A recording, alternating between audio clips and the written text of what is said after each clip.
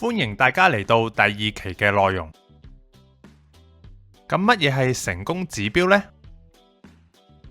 首先，成功指標係喺我嘅教學入面嘅專有名詞嚟嘅，唔係任何一位導師嘅手筆，純粹俾大家有系統同邏輯咁去了解唔同型號背後嘅需要啫。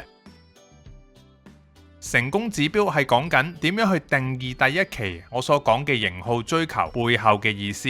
例如2號講緊佢要被愛，咁究竟點樣先為之被愛呢？8號講緊要強大，咁點樣先為之強大呢？呢一個部分咧就會解釋多少少啦。而呢一種嘅成功指標係會因應住心理狀態變化而改變㗎噃，所以我哋一陣講嘅只係每個型號嘅本質嚟嘅啫。心理狀態變化之後嘅成功指標，我哋會喺第7期嘅時候先再同大家慢慢解釋嘅。好，事不宜遲啦，我哋先睇下2、3、4先。咁我哋又睇下3號咯噃，佢哋追求成功，而佢哋嘅成功指標叫做被注視，重點係可以睇得到、量化得到嘅注視。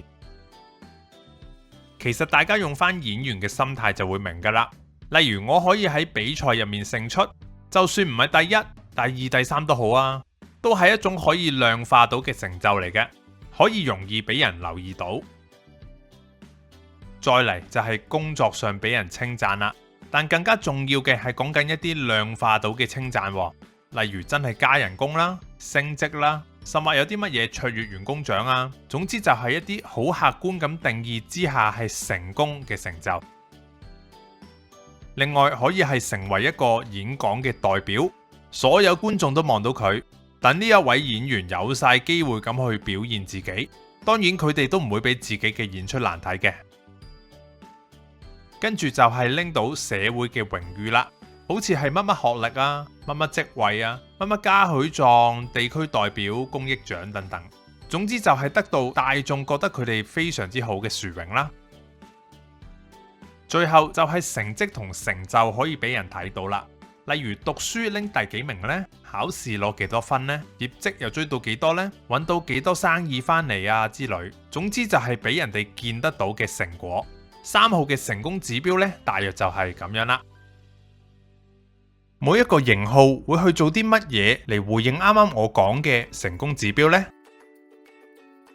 而呢一樣就係我哋一陣間會討論嘅行動策略啦。行動策略係會因應住心理狀態變化而改變噶，同成功指標一樣。不過你諗下都合理啊，有乜可能成功指標唔同咗，行動嘅策略都仲係一樣先得噶？剛才我哋提過3號係要被注視噶嘛，咁佢哋嘅行動策略就係做一啲角色形象展現嘅事啦。咁大家又用5秒嘅時間諗下有啲乜嘢例子咯噃？演員係點樣去展現佢哋嘅角色形象嘅呢？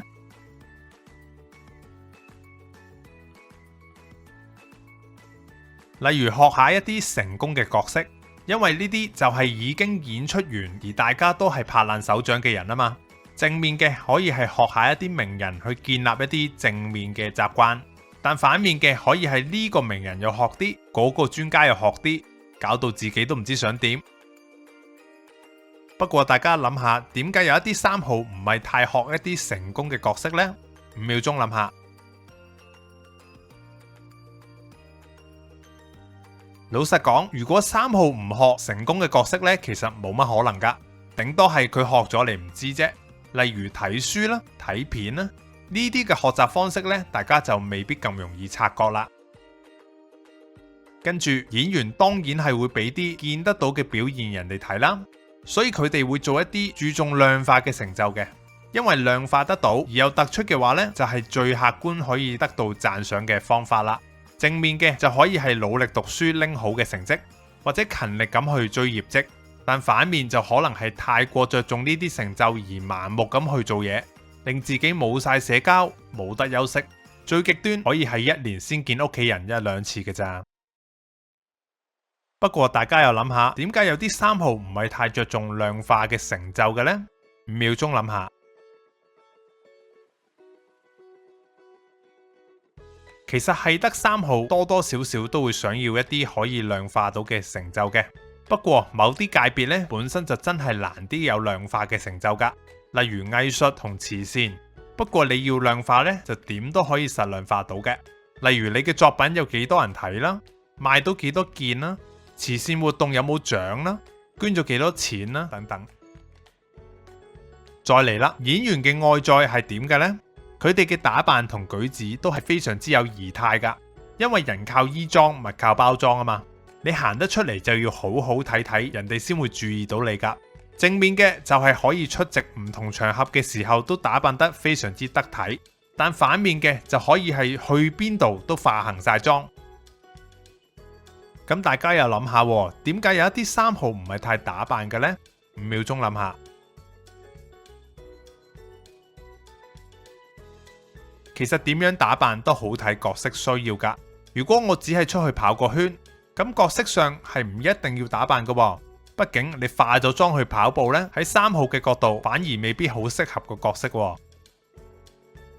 咁之後演員仲可以點樣俾人睇到佢有幾勁呢？就係增進自己嘅學歷同埋榮譽啦。因為證書之類嘅嘢都係客觀反映佢曾經學過啲乜，做過啲乜。正面嘅就可以係讀一啲碩士啊、博士啊、乜乜導師、乜乜資格啊之類，但反面就可以係盲目咁去讀，唔知讀緊啲乜㗎噃。不過大家又諗下啦，點解有一啲3號唔係太增進自己嘅學歷同埋榮譽呢？5秒鐘諗下。如果嗰個3號重視嘅角色唔係太關學歷同埋榮譽事的話呢，咁佢哋係可以將個焦點集中翻去佢角色需要嘅嘢度噶。咁你睇落咪好似唔係好理學歷同榮譽咁咯。最後演員點樣俾人感覺正面呢？當然就係建立一個健康同樂觀嘅形象啦。畢竟陽光嘅形象都係大眾眼中吸引嘅印象嚟噶。正面嘅可以係真係陽光樂觀，但反面嘅就可能係盲目咁呈現一個虛假嘅正面形象啦。不過大家又諗下，點解有一啲3號睇落唔係咁健康樂觀嘅呢？5秒鐘諗下。睇落去樂觀固之然好啦，但有啲3號實在太中意做嘢啦，一味喺度做到自己周身病痛，咁就點會健康呢？3號嘅行動策略呢就差唔多啦，大家記住要揾一揾佢哋行為背後嘅動機，佢哋可以喺角色啊、成就啊、打扮啊、榮譽啊同埋外在嘅觀感上面呢，去俾大家睇到佢嘅角色做得幾咁好，幾咁值得你去注視佢哋。所以就唔好淨係見到有一啲人成日重視成就呢，就覺得佢係3號喎。補充資料，我哋又睇一睇坊間嘅一啲迷思同誤解嘞噃。另外，3號坊間多數都一樣會講成功嘅，令人覺得好上進嗰班朋友仔呢，就係3號啦，仲會為着成功而不擇手段喎。事實上，3號嘅上進係因為佢哋先天高行動性嘅生理結構。所以佢哋嘅成功真係靠努力噶，變相唔係咁需要不擇手段噶。畢竟佢係想人哋見到佢努力嘅成果，用旁門左道就唔係自己嘅努力噶啦。嚟到呢度都接近第2期第2部分嘅尾聲啦，唔知大家覺唔覺得我哋每一個人真正可以選擇嘅嘢其實唔係好多呢？每個型號都有佢嘅成功指標，同埋為着呢啲指標去用嘅行動策略。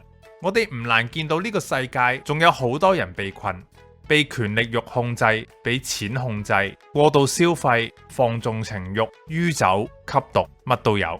透過9型人格，我哋依家知道乜嘢先係我哋真正每個型號嘅需要。其實呢個只係第一步，打破舊有嘅習慣先係真正嘅考驗啊！我想喺度引用聖經約翰福音8章31至32節嘅內容。耶穌對信他的猶太人說：你們若常常遵守我的道，就真是我的門徒。你們必曉得真理，真理必叫你們得以自由。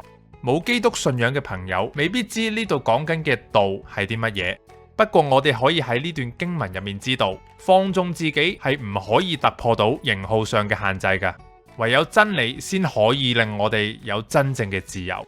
感謝大家，第2期嘅內容去到呢度就差唔多啦。希望大家都可以去認識真理，享受真正嘅自由。